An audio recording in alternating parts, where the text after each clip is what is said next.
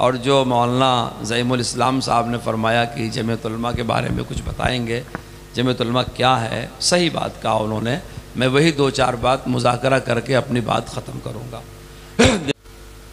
زمانے تک اس ملک میں راجہ مہاراجہ کے بعد بادشاہ اور نواب ہوا کرتے تھے.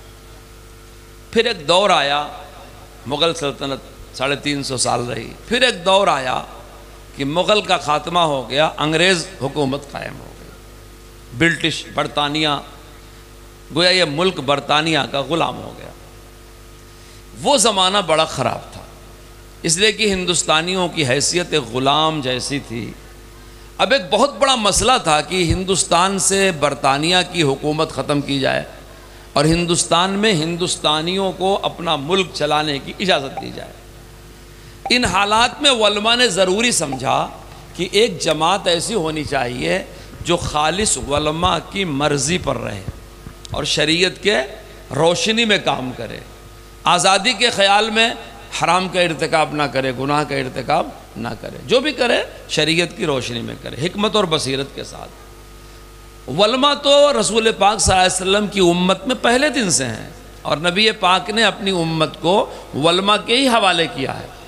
اس لیے آپ دیکھو، جو آدمی گمراہی کی طرف بڑھتا ہے اس کا یہ طریقہ ہوتا ہے کہ وہ علماء پر تنقید کرتا ہے. بس جو عالموں پر تنقید کرنا شروع کرے سمجھ جاؤ کہ اس کا انجام اچھا نہیں. اپنے زمانے کے علماء سے اپنی عوام کو بدظن کرنا اور پرانے زمانے کے صحابہ، اولیاء، ائمہ سے امت کو بدظن کرنا، یہ گمراہی کا راستہ ہے. یہ پیمانہ ہے آج بھی، یہاں بھی، پوری دنیا میں. کیونکہ اللہ کے نبی نے اس امت کو علماء ربانی کے حوالے کیا اور اللہ کے نبی پر جو قرآن، حدیث، دین، سنت، جو کچھ بھی اللہ نے نازل کیا ان کے صحابہ کے ذریعے اسے جاری کیا گیا ہے. اس کی تکمیل صحابہ کے ذریعے ہوئی. تو یہ 2 ستون ہیں، علماء اور قدیم دور میں سلف صالحین صحابہ. تو ہمارے علماء کرام نے جمعیت علماء ہند کے نام سے ایک پلیٹ فارم بنایا 1919 میں. اب اس کا نام سن کر کے لوگ پہلے بھی سوال کرتے تھے، آج بھی سوال کرتے ہیں کہ جب جمعیت علماء ہند ہے تو غیر عالم کا اس میں مقام کہاں ہے؟ تو اس کا مطلب میں آپ کو سمجھاتا ہوں. جمعیت علماء ہند کا مطلب ہے کہ ہمارے ملک میں جو عام مسلمان ہیں جن کی تعداد اس وقت 25 سے 30 کروڑ ہے، ان کو یہ یقین کرنا چاہیے کہ ہمارے علماء جیسے نماز، روزہ، حج، زکوٰۃ، چاند، دیگر معاملات میں ہمارے لیے پیشوا ہیں. جب علماء کرام فیصلہ کریں گے چاند ہو گیا ہم روزہ رکھیں گے، جب فیصلہ کریں گے چاند ہو گیا عید منائیں گے، جب فیصلہ کریں گے بھائی حج کا مہینہ آیا حج کریں گے، زکوٰۃ اتنی ہوئی. یعنی دین کے مسئلے میں ہمارے علماء ہمارے پیشوا ہیں.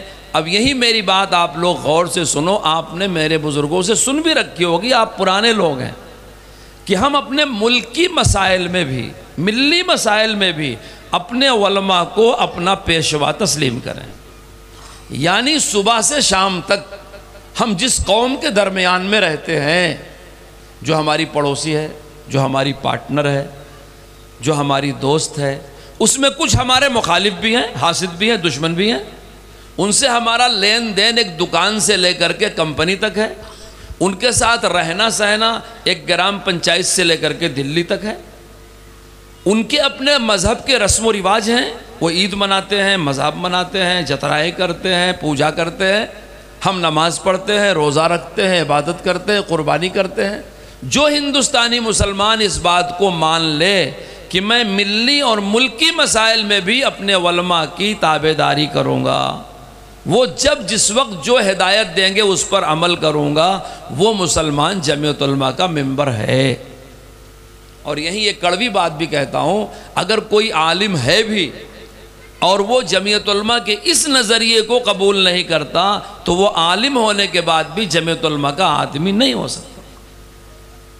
جمعیت علماء کے سارے نظریات جو اس وقت ہمارے سامنے ہیں، یہ سارے نظریات شیخ الہند مولانا محمود حسن دیوبندی رحمۃ اللہ علیہ نے منقح کیے ہیں. اسلام میں یہ چیزیں تھیں، لیکن اس اسلام کی تعلیمات کا انطباق ہندوستان کی سرزمین پر ایسے زمانے میں جب راجے رجواڑے ختم ہو گئے بادشاہت نوابیاں ختم ہو گئیں، غلامیاں ختم ہو گئیں۔ آپ سمجھتے ہیں اکبر بادشاہ اس ملک کا کبھی بادشاہ تھا؟ شاہ جہاں کبھی اس ملک کا بادشاہ تھا؟ آج اس ملک میں آپ بادشاہ ہیں۔ آپ کو اگر اس ملک میں رائے دینے کا حق ہے، آپ ووٹ دے سکتے ہیں، تو آپ صدر جمہوریہ بن بھی سکتے ہیں۔ تو آج تو ہر ہندوستانی کو اتنا سمان ملا ہوا ہے کہ وہ اپنے آپ میں بادشاہ ہے، ملک کا باشندہ ہے، باعزت شہری ہے۔ یہ پورے ملک میں، آپ اڑیسہ کے ہیں، میں کیرلا میں بہت دور گیا، کھانا بڑا اچھا کھایا۔ میں نے کہا پکانے والا کون ہے؟ بولے اڑیسہ والے۔ کیا مطلب؟ کوئی عالم مولوی نواب صاحب گورنر صاحب نہیں، ایک جھاڑو مارنے والا بھی منی پور سے لے کے کشمیر تک، بنگال سے لے کے راجستھان تک، ہندوستان کی جس زمین کو ہندوستان کہا جاتا ہے وہ وہاں رہ سکتا ہے، کما سکتا ہے، شادی کر سکتا ہے، گھر بنا سکتا ہے، بینک اکاؤنٹ کھول سکتا ہے، زمین خرید سکتا ہے، لائسنس لے سکتا ہے، اس کا دل چاہتا ہے وہاں ووٹ دے سکتا ہے، دل چاہتا ہے لیڈر کوئی اسے روکنے والا نہیں ہے، یہ اس کو حق ملا ہے۔ حضرت شیخ الہند رحمۃ اللہ علیہ نے دنیا کے علماء میں اس نئی دنیا کو سب سے زیادہ سمجھا ہے۔ آپ تقریریں سنتے ہوں گے، اشتہار بھی چھاپتے ہیں، حالات حاضرہ اور ہماری ذمہ داری، حالات حاضرہ۔ میں جمعیت علماء کے خدام کو کہتا ہوں بھائی یہ سب رسمی عنوان نہ رکھو، ہم تو شیخ الہند کے دامن سے وابستہ ہیں، ہم نے 100 سال پہلے حالات حاضرہ کو سمجھ بھی لیا، اس کے تقاضے کے مطابق جماعت بنا بھی دیا، اس کا دستور ہے، یونٹیں ہیں، اکائیاں، ہمارا کام بھی چل رہا ہے۔ کیوں اپنے آپ کو 100 سال پیچھے لے جا رہے ہو؟ جن لوگوں پر ابھی بھی راز نہیں کھل سکا کہ اس نئی دنیا میں اسلام اور مسلمانوں کا تحفظ کیسے کیا جائے گا، وہ یہ سب عنوان رکھے۔ ہمارے اکابر تو 100 سال پہلے سے بتا چکے ہیں، ہم تو وہ بات بتائیں گے کہ یہاں کیا کرنا ہے کیا نہیں کرنا ہے، اجمالی بات ہمارے یہاں نہیں ہوتی۔ حضرت شیخ الہند رحمۃ اللہ علیہ ہی اس جماعت کے بانی ہیں حقیقت میں، اور وہ اتنے بڑے عالم ہیں کہ اگر انہوں نے یہ بات نہ کہی ہوتی، اور وہ وارث بھی ہیں، شیخ الہند رحمۃ اللہ علیہ حضرت گنگوہی کے مجاز ہیں، خلیفہ ہیں، شاگرد ہیں۔ حضرت گنگوہی شاہ ولی اللہ کے خاندان کے شاہ اسحاق صاحب کے شاگرد ہیں، اور شاہ ولی اللہ شاہ عبدالعزیز کے بغیر دین کی کوئی بھی تاریخ ہمارے ملک میں مکمل نہیں ہو سکتی۔ مجدد الفسانی کے بغیر دین کا کوئی شعبہ مکمل نہیں ہو سکتا، کسی فرقے کا عالم ہو۔ آپ یہ کھرا سکہ ہے میری بات، جہاں چاہو اسے بھنا لو، کسی فرقے کا عالم ہو، کسی نظریے کا عالم ہو، وہ دو عالم سے مستغنی نہیں ہو سکتا، مجدد الفسانی شیخ احمد سرہندی اور شاہ ولی اللہ محدث دہلوی۔ لیکن صحیح معنی میں اگر کوئی ان کی فکروں کا وارث ہے تو جمعیت علماء، جی صحیح فکروں میں۔ کیسے؟ میں آپ کو ایک مثال دوں۔ اکبر بادشاہ نے دین الہی بنایا۔ ہماری جو مسجد ہے دلی میں، اس کا نام مسجد عبد النبی ہے۔ عبد النبی اکبر کے بھی استاذ تھے، اور وہ اکبر کے زمانے میں صدر الصدور تھے، مگر سرکاری عالم تھے۔ ایک زمانے میں ان کی اکبر سے بگڑ گئی تھی،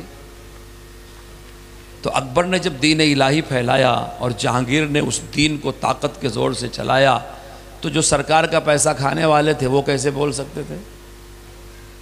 سب خاموش رہ گئے۔ ایک فقیر درویش شیخ احمد سرہندی مجدد الفسانی، وہ ٹکرا گئے حکومت سے۔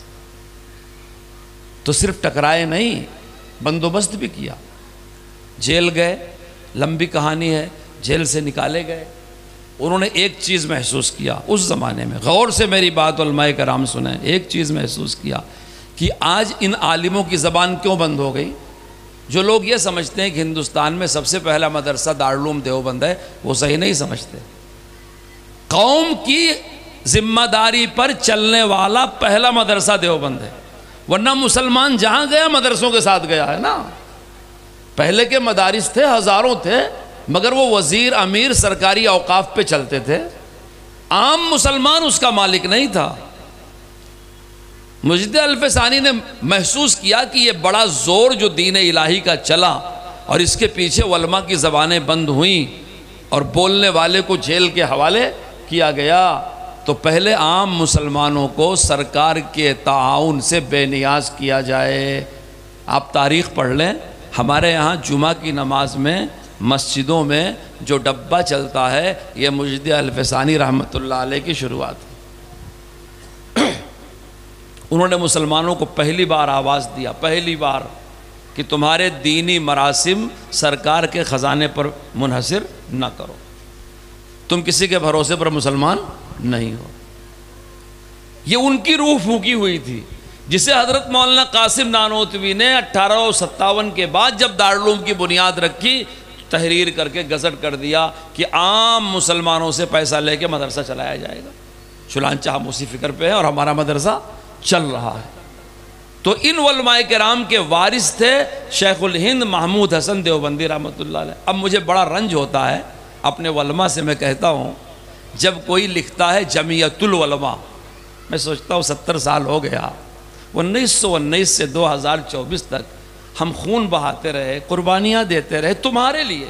آج تمہاری دستار بندی ہوئی ہے، جس مدرسے میں، اس مدرسے کے پیچھے جمعیت العلماء کی محنت ہے، لیکن تم حافظ ہو کر کے ہمارا نام بھی صحیح جمعیت العلماء ہم کو بولتے ہو۔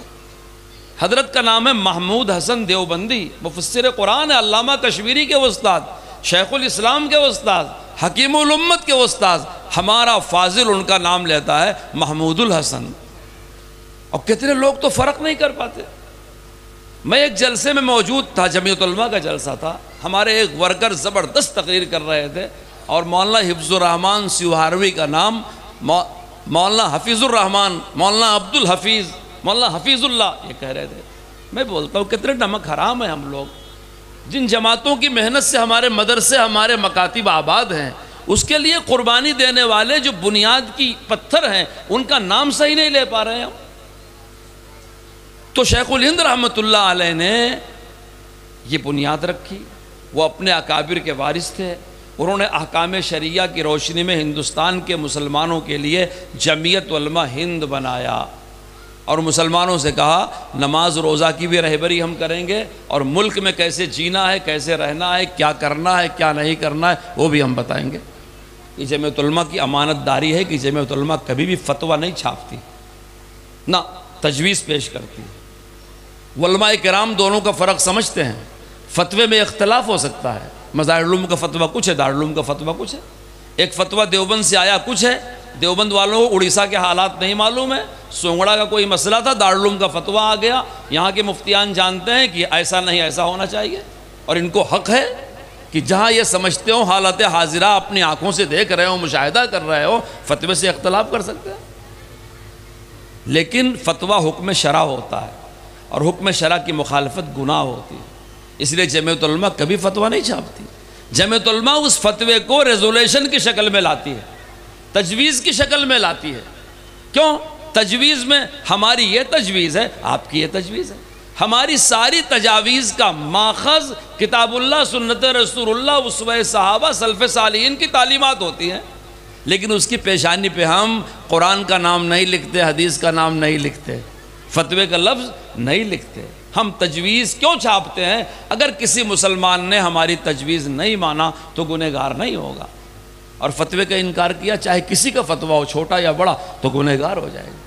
تو یہ بہت ہی اللہ والوں کی انتہائی محتاط اور اللہ کے صالح نیک بندوں کی جماعت ہے۔ شیخ الہند رحمۃ اللہ علیہ نے جس وقت ہندوستان میں جماعت بنائی، علماء جڑتے چلے گئے۔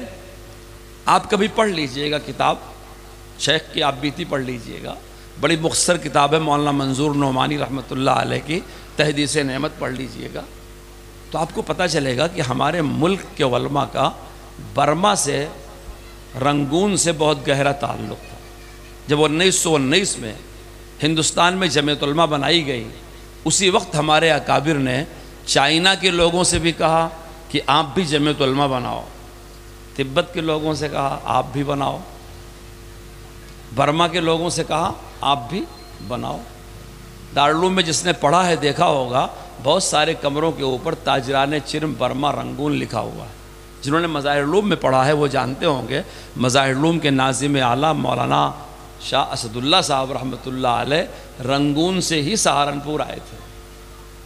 رنگون کی دولت سے اس زمانے کی تنظیمیں محروم نہیں ہیں، مستغنی نہیں ہیں۔ ہر تنظیم کو، ہر ادارے کو، جیسے آج بڑے بڑے شہر ہیں کلکتہ، بمبئی، بنگلور، حیدرآباد، ایسے اس زمانے میں رنگون بڑا شہر تھا، وہاں کا مسلمان بڑا خوشحال تھا۔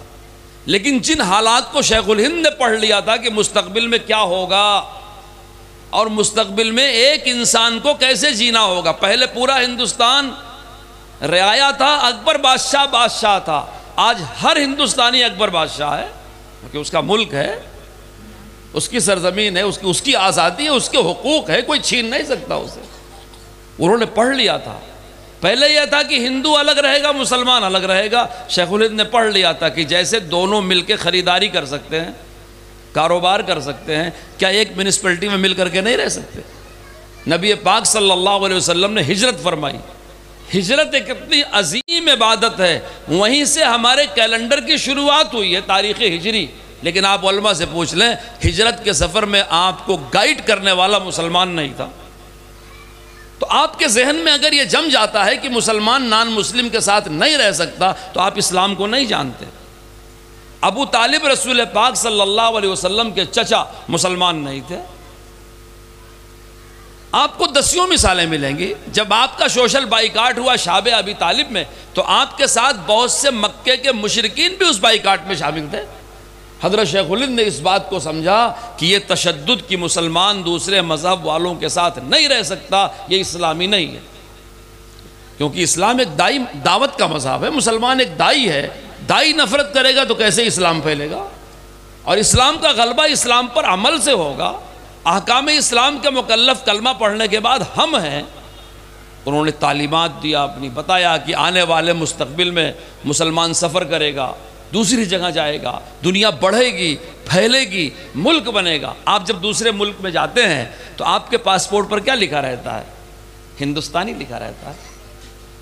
اچھا، پڑوس میں دوسرے ملک ہیں، وہاں کے لوگ جاتے ہیں، ان کے ملک کا نام لکھا رہتا ہے۔ سعودی جاتا ہے، سعودی لکھا رہتا ہے۔ یہ شیخ الہند رحمۃ اللہ علیہ نے سمجھ کر کے سمجھایا تھا دنیا والوں کو کہ آئندہ جو نیا دور آ رہا ہے، اس دور میں علاقائیت کی بنیاد پر ایک ایک سرزمین کے مطابق ان کی قومیت لکھی جائے گی، اسی کے مطابق جھگڑے بھی ہوں گے، اسی کے مطابق صلح بھی ہوگی۔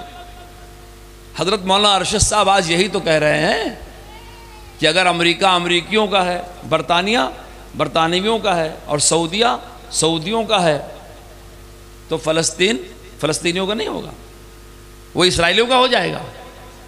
اگر امریکہ والوں کو اپنی سرزمین پر حق ہے کیونکہ وہ امریکی ہیں، تو فلسطینیوں کی سرزمین پر ان کا حق کیوں نہیں مانا جاتا؟ اور اسرائیل کی دہشت گرد فوجیں گھس کر کے فلسطین کی بستیاں ویران کر رہی ہیں اور پوری دنیا تماشائی بنی ہوئی ہے۔ یہ حضرت شیخ الہند نے 100 سال پہلے صاف کر دیا تھا کہ ایک خطے میں بسنے والوں کے حقوق کیا ہوں گے، آپس کے تعلقات کیا ہوں گے۔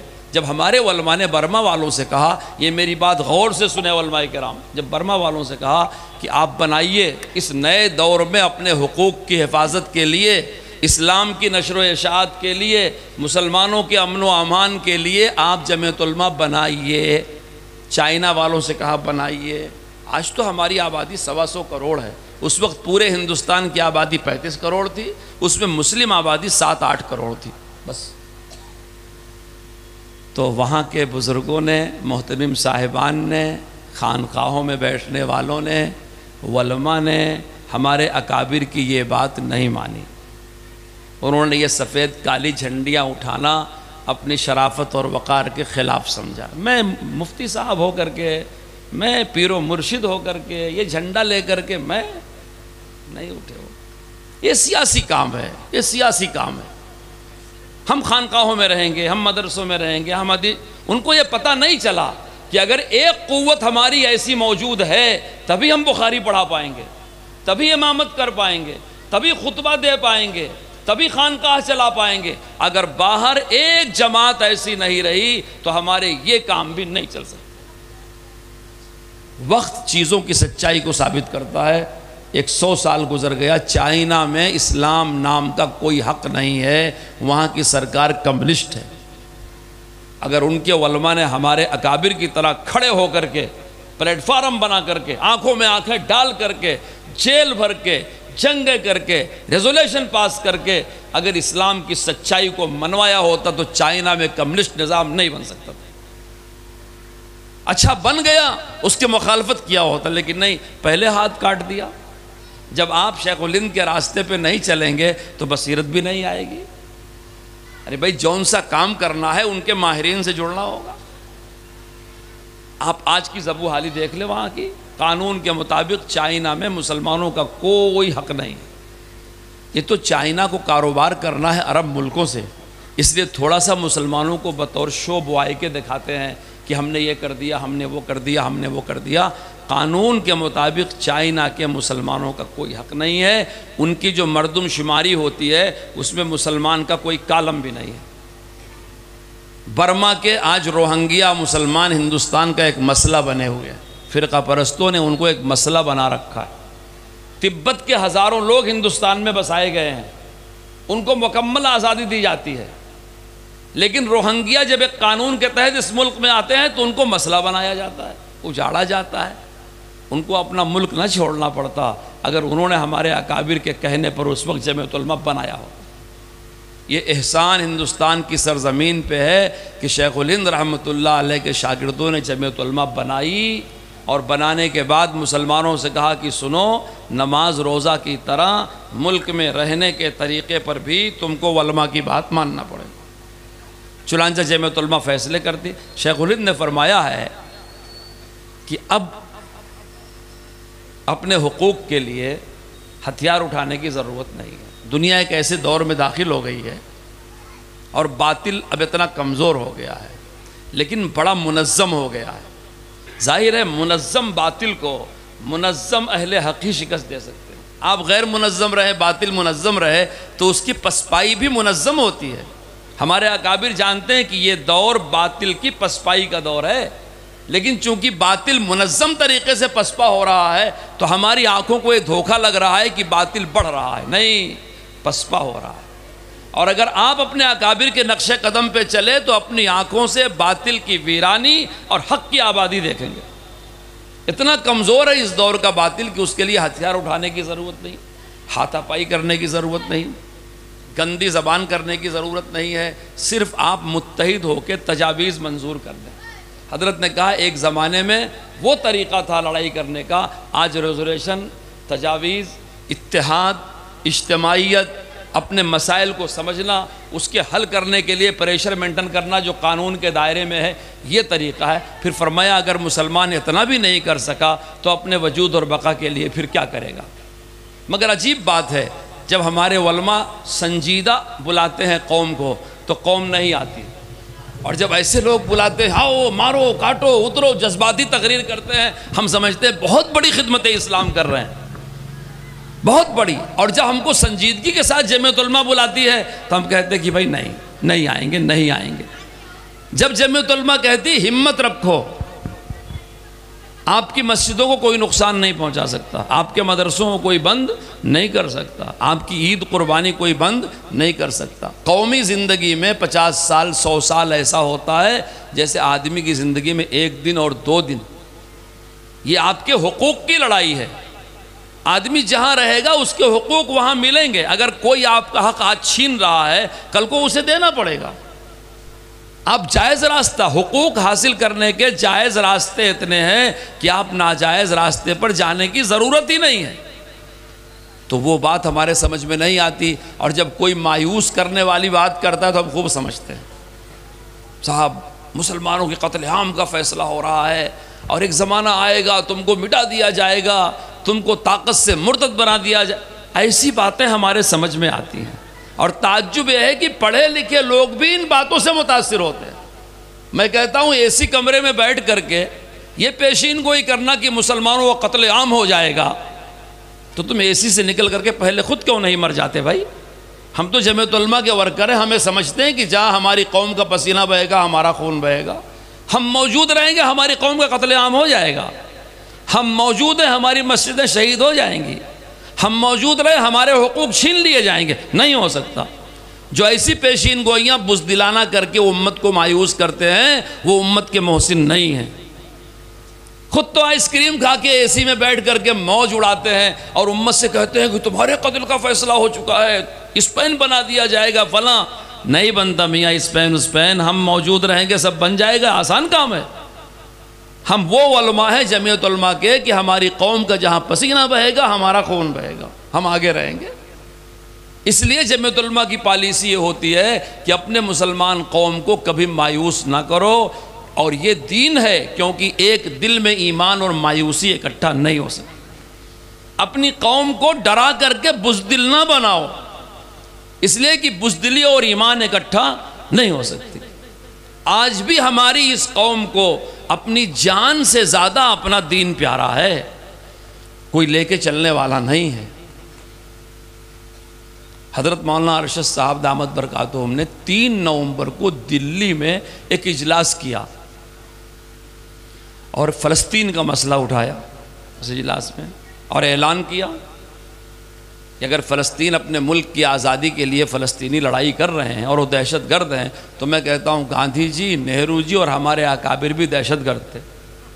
حضرت کا شکریہ عرب ملکوں کے وزراء نے ادا کیا کہ آپ نے وہ پورے عرب اخباروں میں چھپا۔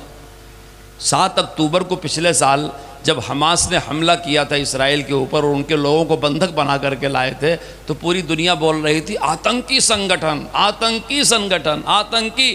حضرت نے مجھ سے کہا میٹنگ بلاؤ، میں نے ورکنگ کمیٹی بلایا۔ 7 کو حملہ ہوا ہے، 13 کو ہماری ورکنگ کمیٹی ہوئی ہے۔ حضرت نے مضبوط ریزولیشن لکھوایا، تجویز لکھوائی، اور اس میں یہ کہا کہ جو کچھ حماس اور فلسطین والوں نے کیا ہے یہ اسرائیل کی دہشت گردی اور ظلم کا فطری رد عمل ہے، اور وہ اپنے جائز حق کے لیے لڑائی لڑ رہے ہیں۔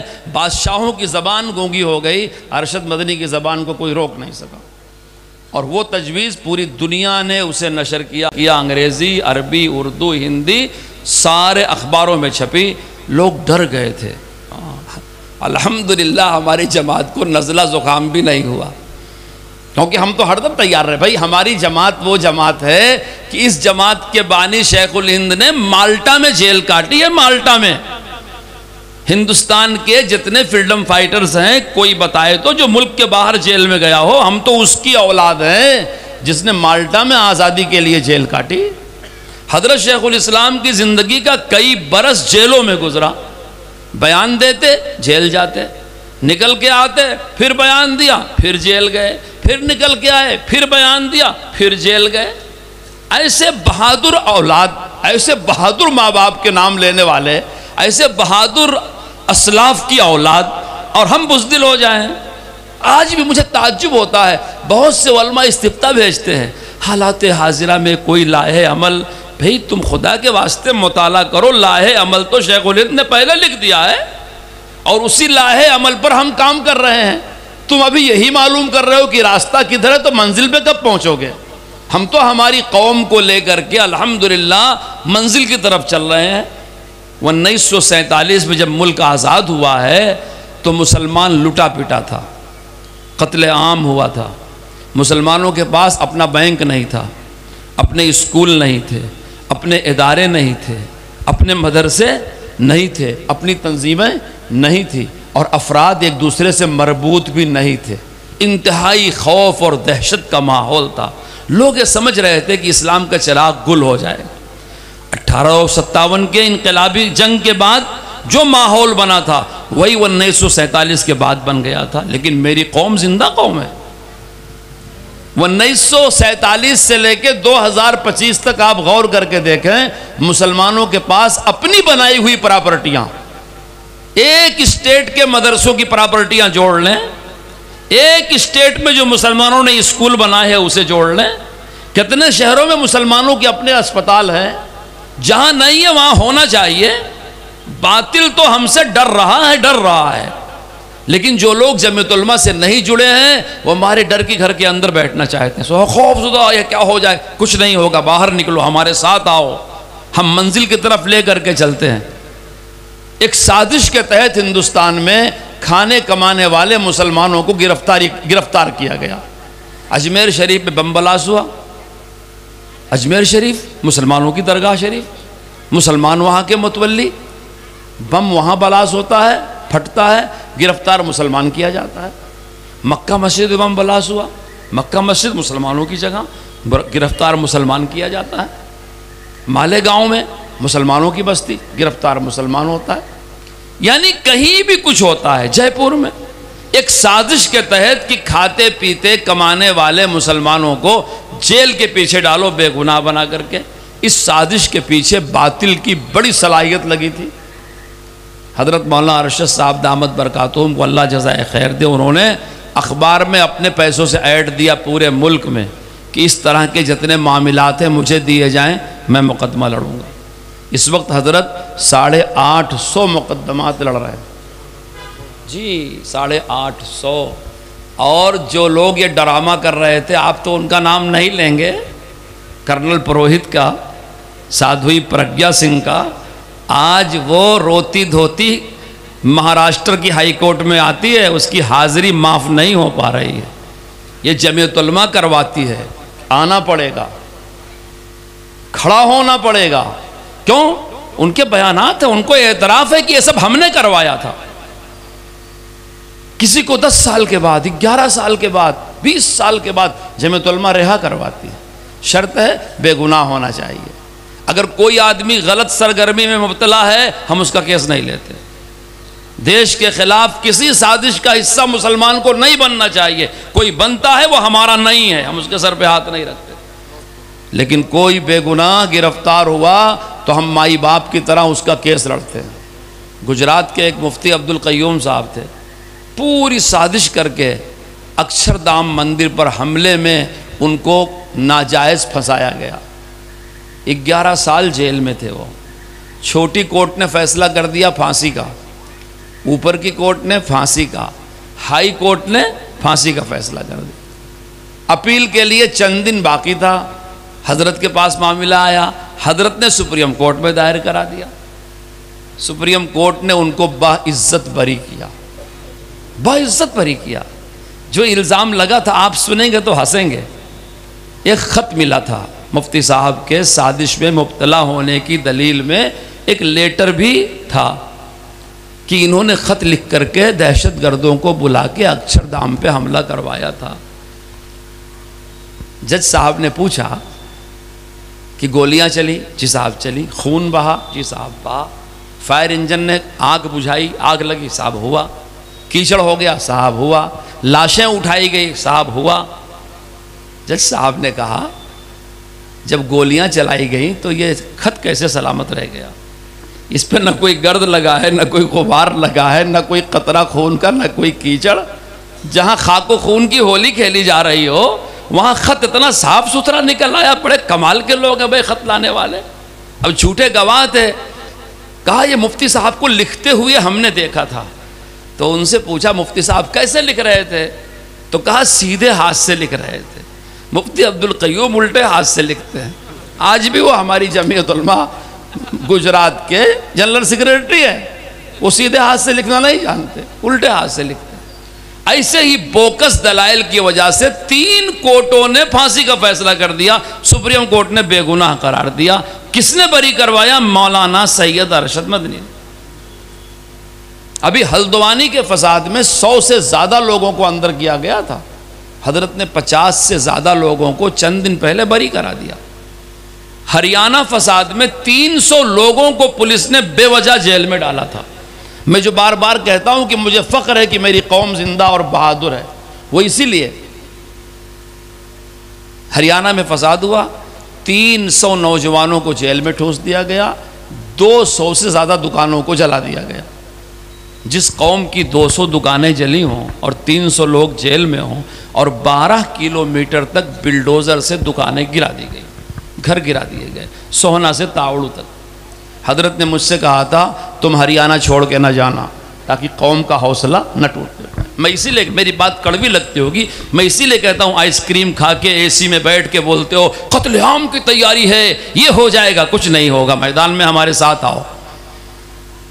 حضرت نے کہا حوصلہ قوم کا نہ ٹوٹنے پائے، تم کو ہریانہ چھوڑ کے جانا نہیں ہے۔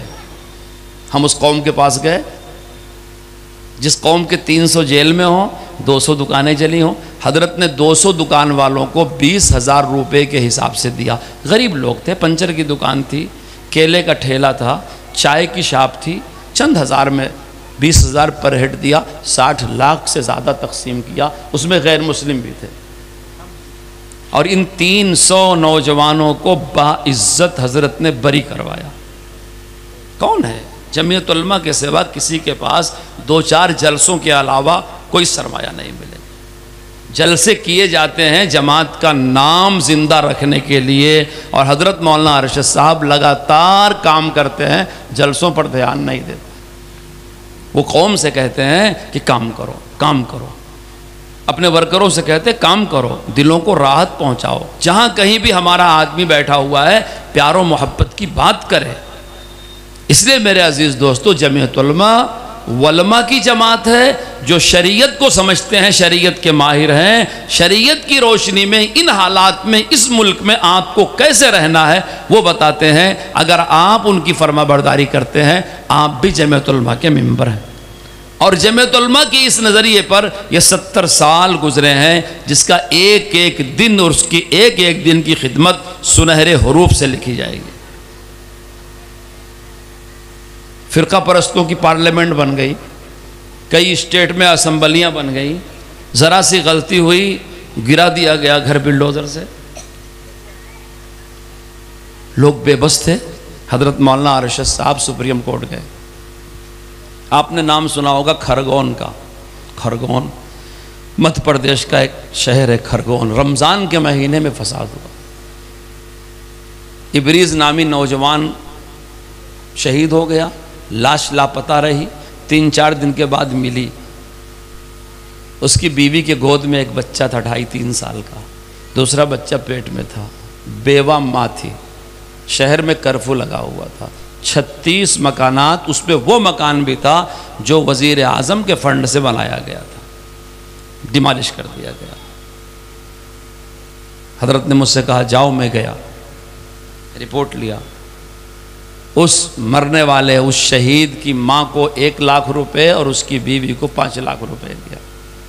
اس کے بچے کی پرورش کا جمعیت علماء نے وعدہ کیا، جن کے گھر گرائے گئے تھے مقدمہ لڑنے کا وعدہ کیا۔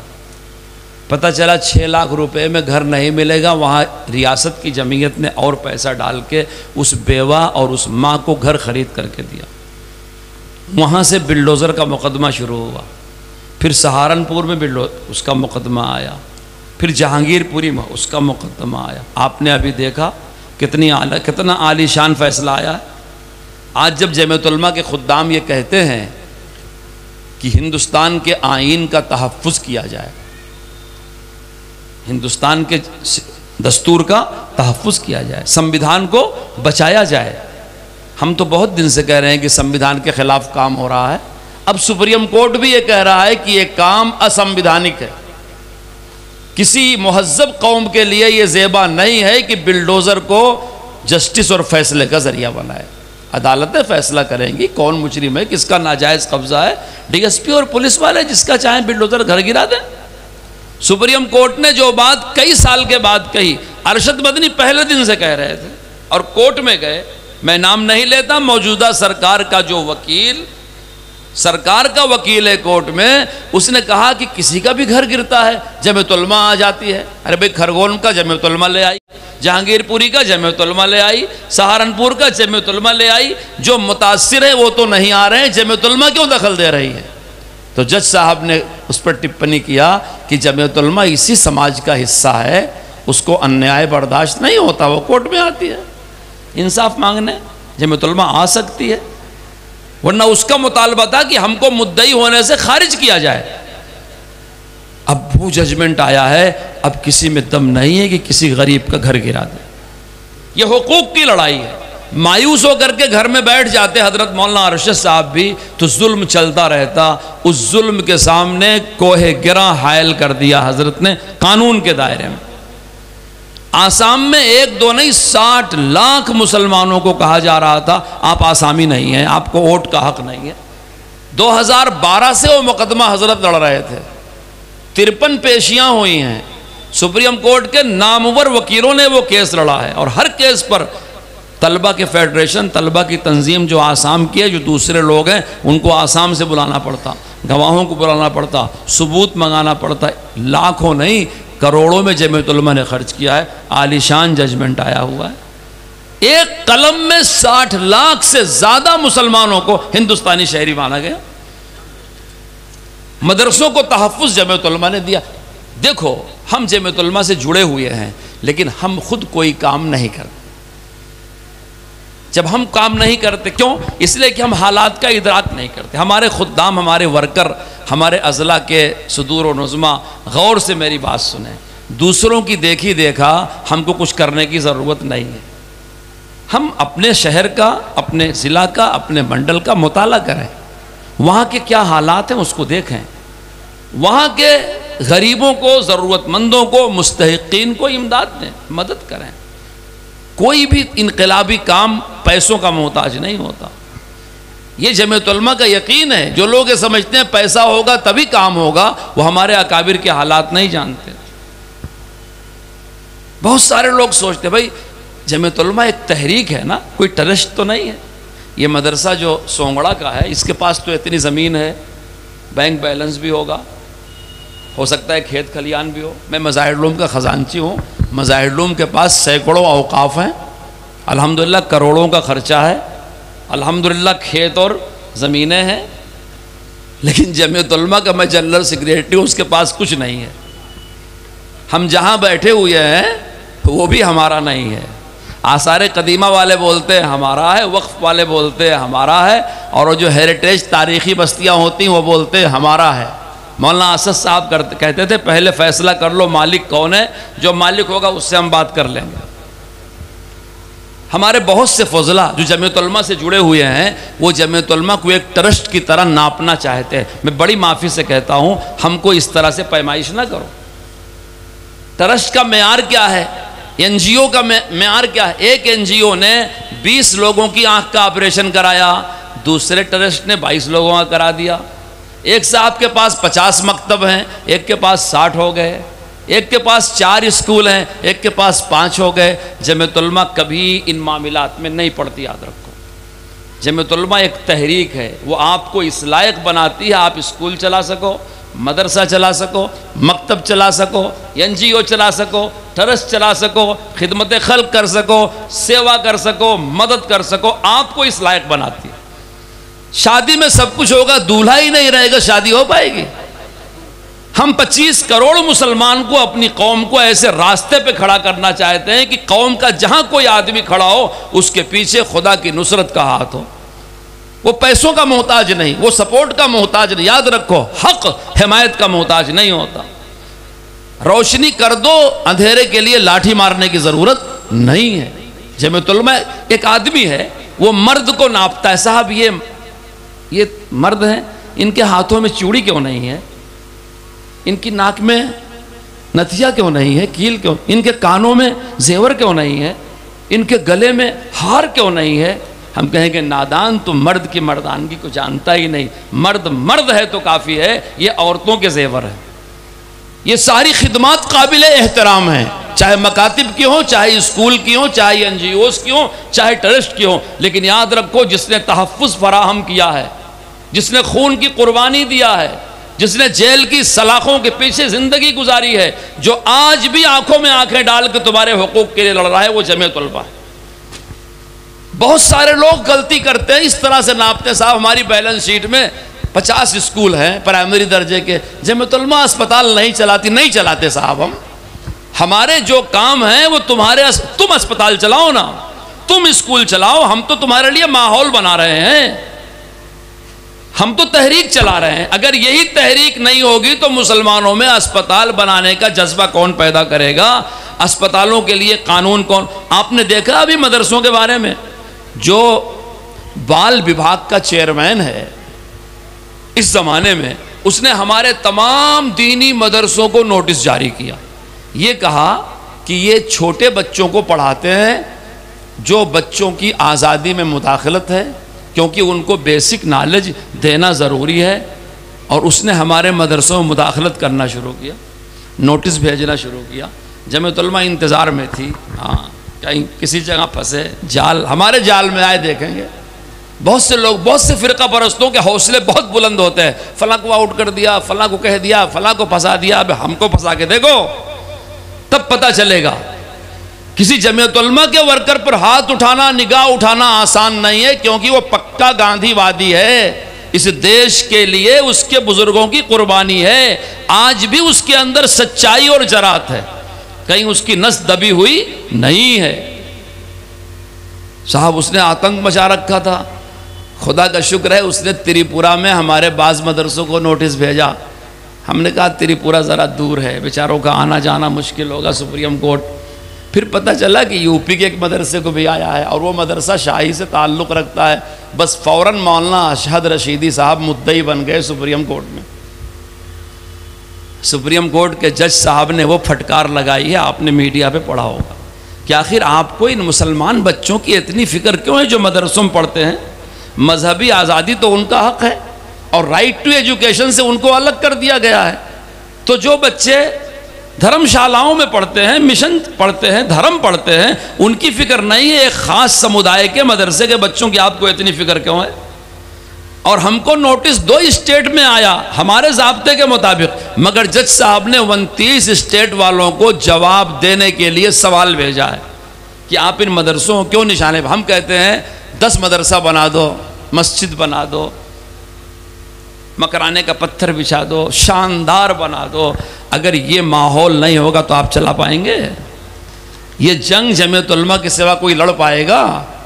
اس لیے میں جمعیت علماء کے خدام سے بھی کہتا ہوں، خدا کے واسطے مرد کو نتھنی سے، جھلنی سے، جھالے سے، ہار سے نہ ناپو. مرد کی مردانگی سب پر بھاری ہے. یہ ٹرسٹ اور تنظیموں اور این جی اوز کے ناپنے کا معیار ہے. بس میں یہ چاہوں گا کہ آپ کھڑے ہو، اپنے مقام کے یتیم، غریب، مزدور لوگوں کے دلوں کو راحت پہنچاؤ.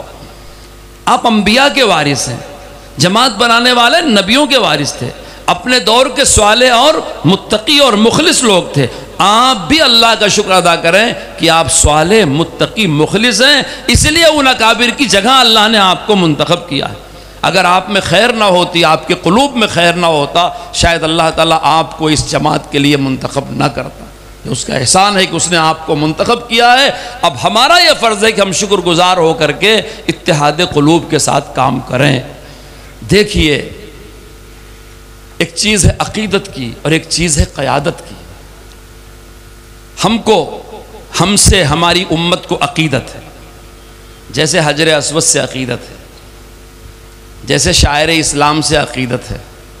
حاجی جاتا ہے، اگر حجر اسود کو چوم نہیں سکا تو ہاتھ ہلا کے چلا جاتا ہے. عقیدت ہے وہ.